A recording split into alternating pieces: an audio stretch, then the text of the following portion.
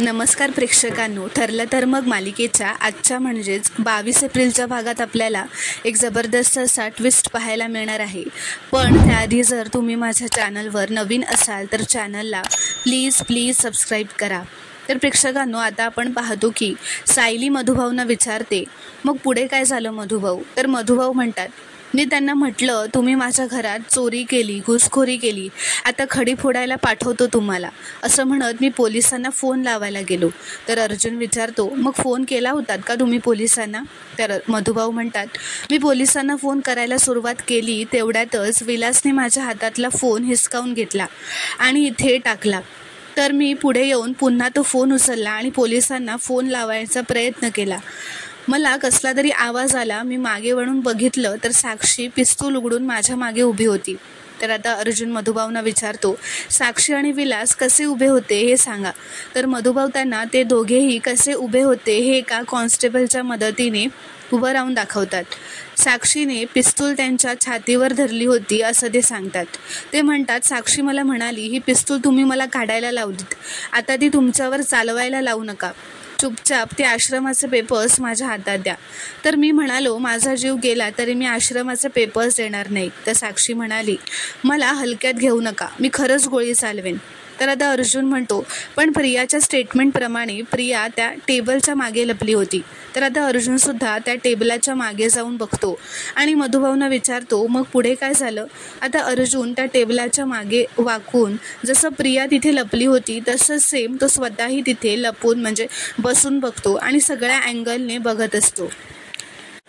तर इथे दुसरीकडे महिपत नागराजला असं म्हणतो, त्या अर्जुन त्याने आश्रमात जाण्याची परवानगी काढली आणि त्या थेरड्याला घेऊन आश्रमात गेला सुद्धा. तर नागराज म्हणतो, साक्षी जेलमधून सुटली आहे म्हणजे अर्जुन आता हात धुवून या केसच्या मागे लागणार आहे, पण प्रियाने सांगायला हवं होतं आपल्याला. तर महिपत म्हणतो, आता ना ती काय उत्तर देते ते आपण आता तिला फोन लावूनच बघूया. आणि तो तिला फोन लावतो. तर आता प्रियाला महिपतचा फोन येतो. ती गाडीतच असते. ती म्हणते, मी आता जर महिपतला सांगितलं ना की अर्जुन मधुभाऊंना परत आश्रमात घेऊन गेलाय तर मला म्हणेल तुला थांबवता नाही आलं का आणि जिवंत जाळेल मला, असं म्हणत असते, घाबरत असते. तर आता प्रिया फोन उचलते. महिपत म्हणतो, दिलेलं काम केलेलं दिसत नाही आहेस, त्या थेरड्याला अजून बाहेर काढलं नाहीस का? तर प्रिया म्हणते, अहो नाही, प्रयत्न सुरू आहेत माझे. आज मी घरात एवढा मोठा कांड केला ना, म्हातारा आजच्या पुरता वाचलाय, सुभेदार त्याला फार काळ टिकवून घेणार नाहीत घरात.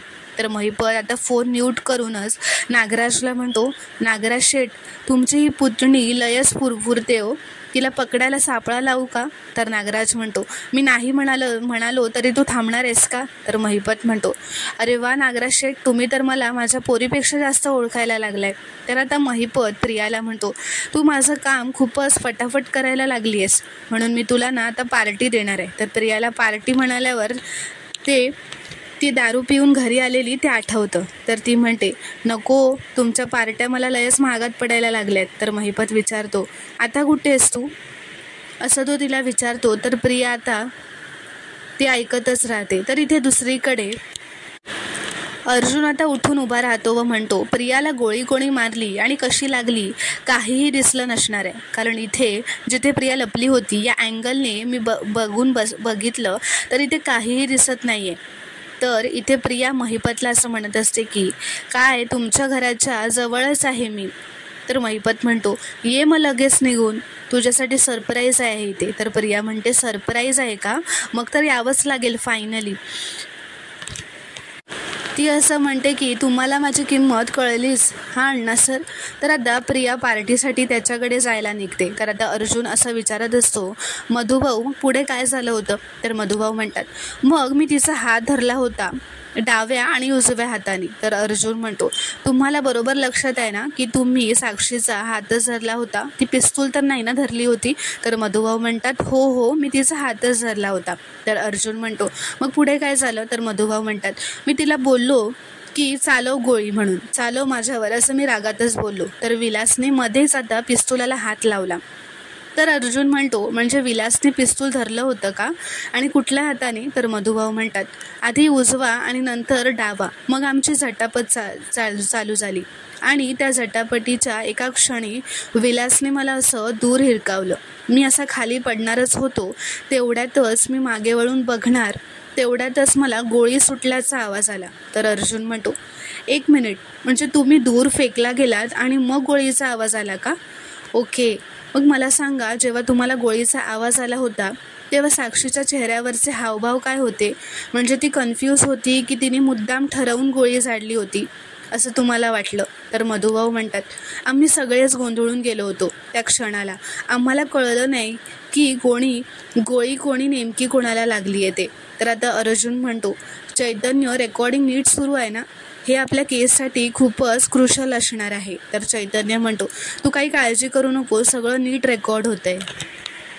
तर आता अर्जुन मधुभाऊंना विचारतो, आता मला सांगा की गोळी कधी झाडली गेली हे तुम्हाला अजिबातच कळलं नाही का? तर मधुभाऊ म्हणतात, नाही, मी एका बधीर अवस्थेत होतो. मला फक्त एका क्षणाला असं जाणवलं की माझ्या बाजूचा विलास असा हळूहळू खाली येतोय आणि तो असा कोसळून पडला खाली. त्यावेळेला माझ्या लक्षात आलं की गोळी त्यालाच लागली आहे. तर अर्जुन म्हणतो, मला सांगा विलास कसा पडला होता? तर आता तो एका हवालदाराला तसा आडवा पडून दाखवायला सांगतो.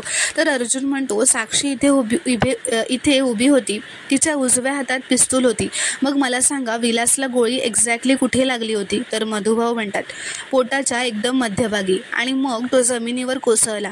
मी खूप घाबरलो होतो. मला कळून चुकलं होतं की हा खून साक्षीनेच केलाय आणि ही गोष्ट मला पोलिसांना कळवायची होती.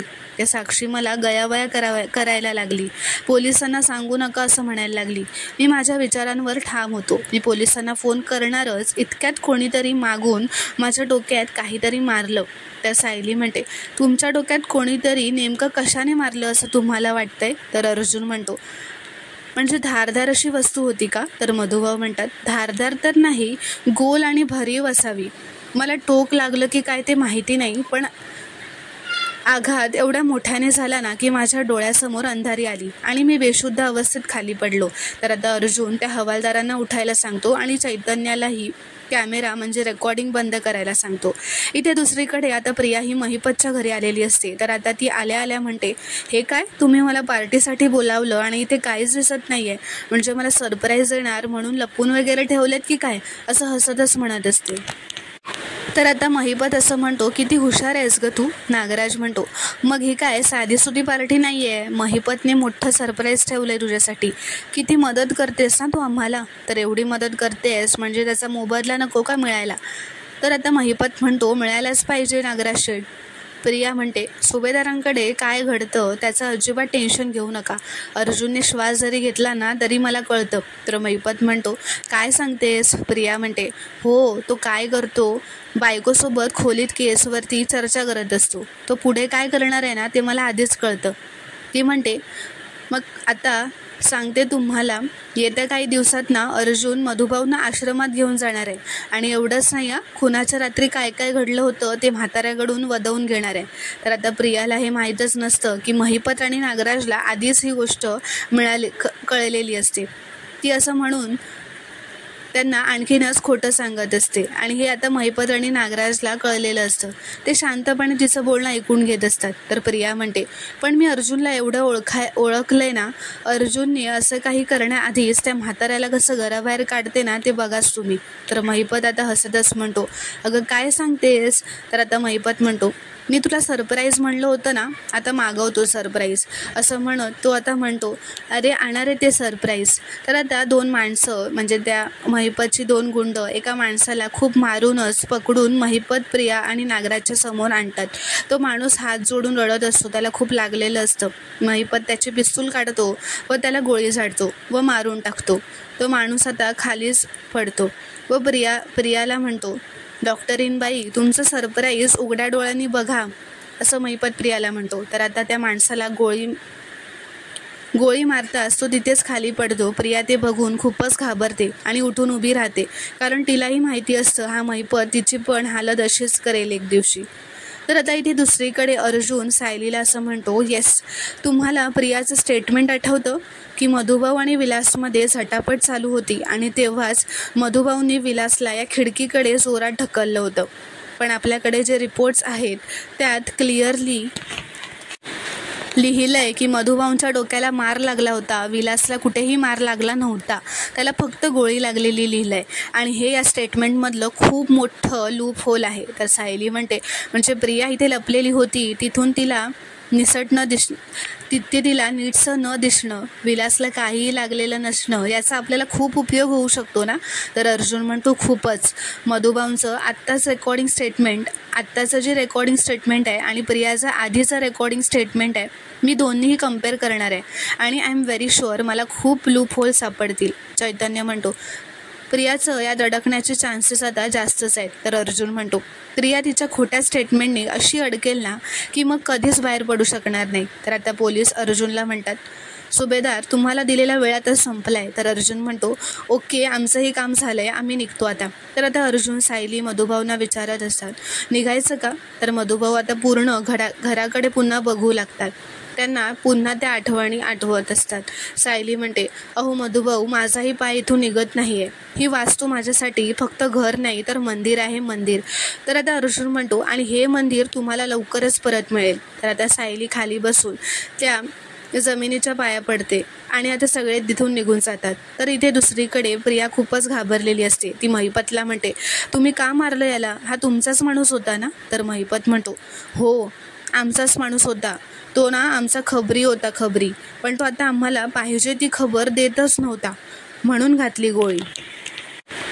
तर आता नागराज प्रियाला म्हणतो ए प्रिया, पण तुला काय एवढा घाम फुटलाय ग, एवढा गरगरून घाम आलाय तुला, तू तर सगळी कामं करतेस ना आमची, सुभेदारांच्या सगळ्या बातम्या आम्हाला देत असतेस. तर आता दुसरीकडे इथे सायली, अर्जुन, चैतन्य, मधुभाऊ सगळेच घरी जायला गाडीतून निघालेले असतात. अर्जुन मधुभाऊंना म्हणतो तुम्ही ग्रेट आहात मधुभाऊ, खून झाला त्या जागी पुन्हा जाऊन सगळं आठवणं खरंच खूप डिफिकल्ट होतं, पण तुम्ही ते खूपच इझिली मॅनेज केलं, थँक्यू. तर मधुभाऊ म्हणतात तुम्ही धीर दिलात ना म्हणून हे शक्य झालं जावई बापू. तर आता सायली म्हणते मधुभाऊ तुम्ही धीराचेच आहात, कुठल्याही संकटावर मात कशी करायची हे मी तुमच्याचकडून तर शिकले. चैतन्य म्हणतो मधुभाऊ तुम्ही आज जे क्रिएट करून आम्हाला दाखवलं ना, तो आमच्यासाठी किती मोठा ब्रेक थ्रू आहे हे माहितीच नाही आहे तुम्हाला. म्हणजे प्रिया, म्हणजे तुम्हीही जी उभं राहण्याची जागा सांगितलीत ना, ती प्रियाने सुद्धा तिच्या रिक्रिएशनमध्ये सांगितली होती आणि आज ते लक्षात आलं की प्रिया जिथे लपली होती तिथून तुमचा समोर असलेला हात दिसतच नव्हता.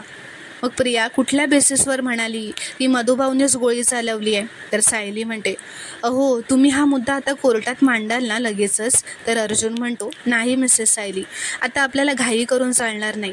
या छोट्या पुराव्यांचा आपल्याला एवढ्यात तरी काहीच उपयोग होणार नाही आहे. या सगळ्या पुराव्यांची ना एक चैन जेव्हा तयार होईल तेव्हा आपण ती प्रेझेंट करू. तन्वीच्या स्टेटमेंटमध्ये अजून एक लूप होल आहे. ती म्हणाली होती मधुभाऊंनी विलासवर अटॅक केला, पण विलासच्या पोस्टमॉर्टममध्ये त्याच्या शरीरावर कोणतीही जखम नाही आहे. हा आपल्या केसचा अजून एक भाग आहे, नोट कर त्याला, असं तो चैतन्याला म्हणतो. आता सायली असं म्हणते देवीआई यांच्या प्रयत्नांना यश मिळू देता. अर्जुन म्हणतो नक्कीच मिळणार, ते सुद्धा लवकरच. तर आता इथे दुसरीकडे महिपत प्रियाला म्हणतो तू सुभेदारांच्या खबऱ्या आम्हाला देतेस काय असं विचारतो. तो अर्जुन त्या थेरड्याला घेऊन आजच आश्रमात गेलाय, येत्या काही दिवसात नाही, आत्ता गेलाय तो, आत्ता. मागच्या वेळी गेला होता तेव्हा साक्षी विरोधात पुरावे गोळा करून आला आणि आता तो त्या थेरड्याला घेऊन गेलाय. मग तू काय करत होतीस घरी, जिकडे पार्टी मिळेल तिकडे जायचं तोंड मारायला नाही का, असं तो विचारतो. तर आता महिपत म्हणतो ऐका रे, ह्याला गाडायला जो खड्डा करताय ना तो जरा मोठा करा, कारण ह्याच्याच बाजूला एक 50 किलोची गोणी परत गाडायची आहे, असं तो प्रियाकडे बघत म्हणतो. तर प्रिया खूपच घाबरलेली असते व म्हणते असं नका करू अण्णा सर प्लीज. तर आता प्रिया तिथून पळून जाण्याचा प्रयत्न करते, दरवाजाजवळ धावतच जाणार असते, तेवढ्यात महिपतची माणसं दार लावून घेतात. इथे दुसरीकडे सायली अर्जुनला असं म्हणत असते की काय हो, कसला विचार करताय, कारण अर्जुन खूपच विचार करत असतो. तर अर्जुन म्हणतो मगाचपासून ना माझ्या डोक्यात एकच गोष्ट चालली आहे. मधुभाऊ तुम्ही म्हणताय की साक्षीने विलासला गोळी मारली आणि त्यानंतर जेव्हा तुम्ही पोलिसांना फोन करण्यासाठी मागे वळलात तेव्हा तुमच्या डोक्यात कोणीतरी जड वस्तू मारली आणि तन्वीच्या स्टेटमेंटप्रमाणे तो वार विलासने केला होता, पण तन्वीच्या बाकीच्या स्टेटमेंटप्रमाणे ते स्टेटमेंटसुद्धा चुकीचं असेल तर म्हणजे तो वार विलासने केला नसेल, पण तिथे असलेल्या तिसऱ्या व्यक्तीनेच केला असेल तर? सायली म्हणते. तिसरी व्यक्ती कुठली? तर अर्जुन म्हणतो, तन्वी. तर आता सगळेच खूप शॉक झालेले असतात. इथे दुसरीकडे महिपत प्रियाला म्हणतो, अर्जुन गेलाच कसा त्या म्हाताऱ्याला घेऊन? तर प्रिया म्हणते, अहो मी त्या अर्जुनला थांबवण्याचा खूप प्रयत्न केला, पण तरी तो त्या म्हाताऱ्याला घेऊन गेलाच. तर आता नागराज म्हणतो, महिपत जाऊ दे रे, सोड हिला. तिचा एक प्लॅन फ्लॉप गेला म्हणून काय झालं? ही काय शांत नाही बसणार आता. दुसरा काहीतरी नवीन प्लॅन करून त्या म्हाताऱ्याला नक्कीच बाहेर काढेल. तर प्रिया म्हणते, हो प्रॉमिस, मी नक्कीच करेन. तर महिपत म्हणतो, प्रॉमिस ना? मग ते पाळायचं, नाहीतर सरप्राईज नाही मिळणार. डायरेक्ट काय मिळणार? ही बंदुकीची गोळी. असं म्हणत तो ती बंदुकीची गोळी तिला दाखवतो. तर आता प्रिया हात जोडून मला जाऊ द्यात ना अशी विनंती करते. तर नागराज आता तिची बॅग तिला देतो व म्हणतो, जाऊ देत नागराज हिला, जाऊ देत महिपत हिला. तर आता प्रिया तिथून निघून जाते. इथे दुसरीकडे मधुभाऊ म्हणतात, प्रियाने माझ्या डोक्यात वार केला असेल का? असं वाटतं का तुम्हाला जावई बापू? तर अर्जुन म्हणतो, हे बघा, तन्वी आणि साक्षी एकमेकांना आधीपासूनच ओळखतात हे आपल्याला आधी पण माहीत होतं, पण आत्ता आपल्याकडे त्याचे पुरावे आहेत. तो म्हणतो, चैतन्य, ते फिंगरप्रिंट्स रेकॉर्ड काढ. मला आठवतंय तेवढं त्या वास्कवर कोणाचेच फिंगरप्रिंट रेकॉर्ड नव्हते, बरोबर ना? तर चैतन्य आता ते चेक करतो व म्हणतो, राईट, त्या वॉस्कवर कोणतेच फिंगरप्रिंट नाही आहेत. तर अर्जुन म्हणतो, आय न्यू इट. म्हणूनच तर मी नेहमी सांगत आलोय की कोणीतरी त्या वास्कवरचे फिंगरप्रिंट नंतर पुसलेत. आधी वाटत होतं ती साक्षीच असेल, पण आता लक्षात येत आहे ती तन्वीसुद्धा असू शकते. तर सायली म्हणते, पण हे आपल्याला कळणार कसं? ती तर आपल्याला काहीच सांगणार नाही आहे. तर अर्जुन म्हणतो, सांगेल ती. तो चैतन्याला असं म्हणतो, एक काम कर, मी जे सांगतो ना त्याचे पेपरवर्क कर आणि उद्या माझ्या घरी पाठव, मी ते तन्वीला देतो. तर सायली म्हणते, कसले पेपरवर्क हो? तर अर्जुन म्हणतो, कळेल मिसेस सायली, तुम्ही उद्या ना मिसेस तन्वी अश्विन सुभेदार यांची मज्जा बघा. तर मित्रांनो, आता पुढील भागात आपण पाहणार आहोत की सगळे घरात नाश्ता करायला बसलेले असतात सुभेदारांकडे. तेव्हा अर्जुन आता प्रियाला म्हणतो, ॲडव्होकेट अर्जुन सुभेदारकडून तुला वेडिंग गिफ्ट आहे. असं म्हणत आता तो तिला एक लिफाफा देतो. तर कल्पना म्हणते, काय आहे हे? तर अर्जुन म्हणतो, तन्वीसाठी कायदेशीर नोटीस आहे, विलासच्या खुनाच्या चौकशीसाठी. आता मधुभाऊ आणि तन्वीच्या स्टेटमेंटमधली तफावतच शोधणार खरा गुन्हेगार, असं तो तन्वीकडे बघतच म्हणतो. आणि तो हात पुढे करत आता प्रियाला म्हणतो, लग्नाच्या हार्दिक शुभेच्छा. असं म्हणून आता अर्जुनने प्रियाला लग्नाचं हे लीगल नोटीस पाठवून गिफ्टच दिलेलं असतं. तर मित्रांनो, पुढील भागात काय घडणार आहे पाहणं खूपच रोमांचक ठरणार आहे, कारण आता प्रियाचा चेहरा बघण्यासारखा झालेला असतो, ती खूपच घाबरलेली असते. व्हिडिओ पूर्ण बघितल्याबद्दल धन्यवाद. व्हिडिओ आवडल्यास कॉमेंटमध्ये नक्की कळवा व चॅनलला प्लीज सबस्क्राईब करा.